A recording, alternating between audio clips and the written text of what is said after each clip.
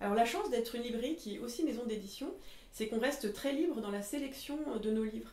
Et donc par exemple, c'est grâce aux différents salons du livre où on va chaque année qu'on va découvrir des petites pépites dans telle ou telle maison d'édition qui peut être très connue comme moins connue du public. Et donc pour les clients qui viennent ici, ils ont le plaisir d'avoir vraiment une sélection qui a été faite de livres un peu originaux qu'on ne trouvera pas forcément partout et qui ont, on l'espère et on l'estime, une vraie portée à la fois culturelle, un vrai soin et qualité d'image, de qualité de papier, ce goût aussi pour une belle langue.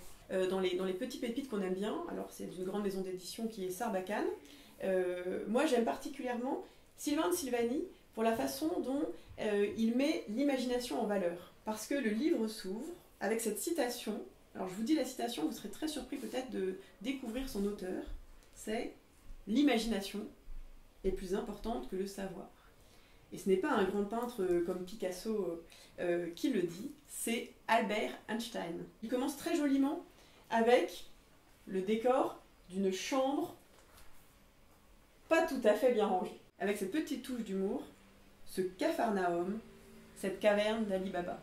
Et bien sûr, si la chambre est mal rangée, il y a une maman derrière qui va demander à Sylvain d'aller ranger son cheval de bois adoré au grenier.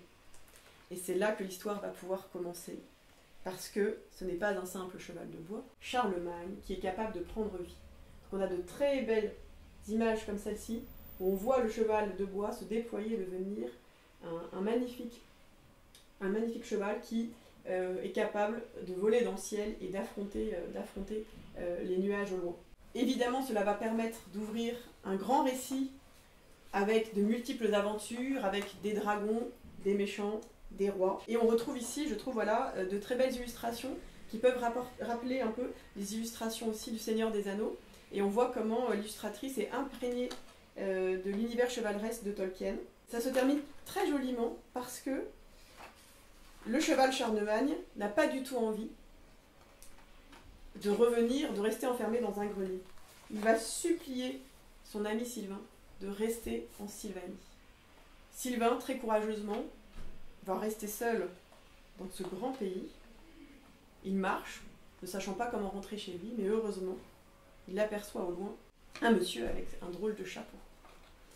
Et là s'ouvre un dialogue que je trouve merveilleusement bien pensé. « J'aimerais bien rentrer chez moi, mais je crois que je suis perdue. »« Ça arrive quelquefois, répond le monsieur avec un large sourire. Je me présente. Gambrinus Baudemer, écrivain. Je viens tout le temps ici. C'est là que je trouve mon inspiration pour mes livres. » Sylvain ouvre des yeux ronds. « En Sylvanie, chez moi ?»« Sylvanie, c'est comme ça que tu l'appelles, toi ?» demande l'écrivain. « Pour moi, c'est le magasin des idées. Pour d'autres, c'est Wonderland. Chacun nomme cet endroit comme il veut. »« Je ne vous ai jamais vu, dit Sylvain. » Gambrinus sourit à nouveau. « Si tu regardes bien, tu verras que nous sommes des milliers ici, écrivains, scientifiques, artistes, rêveurs de tout poil. Je vais rester encore un moment, mon garçon, mais tu peux prendre mon vélo scarabée. Pour rentrer chez toi, il est très facile à piloter. » Et alors on découvre ce merveilleux moyen de transport, le vélo scarabée. Et donc j'aime beaucoup aussi cette nouvelle planche où on découvre que on voit les ailes du vélo scarabée qui sont modifiées par plein de nervures qui reflètent chacun des voyages effectués. On peut s'étonner que je choisisse un livre qui valorise l'imagination alors que nous sommes une librairie spécialisée en philosophie.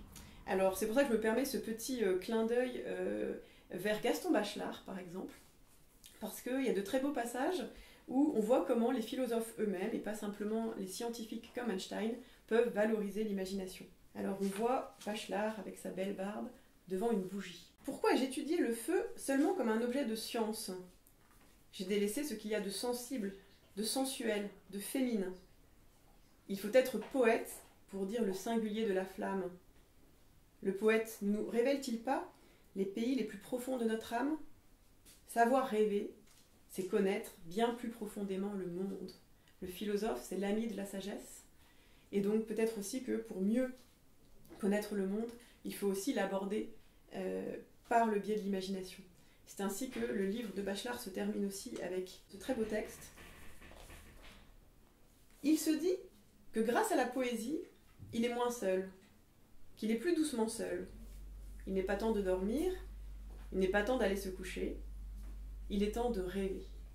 Et peut-être justement aux enfants et aux grands-enfants de 20 à 99 ans, il est important aussi de rappeler que la rêverie, l'imagination, c'est aussi ce qui permet à l'intelligence de se déployer pleinement. Que ce soit donc Sylvain de Sylvanie ou les rêveries de Gaston Bachelard, ces merveilleux éloges de l'imagination faits par ces deux livres pourraient ouvrir effectivement de très beaux ateliers philosophiques sur le thème du lien entre imagination, savoir, philosophie, connaissance du monde.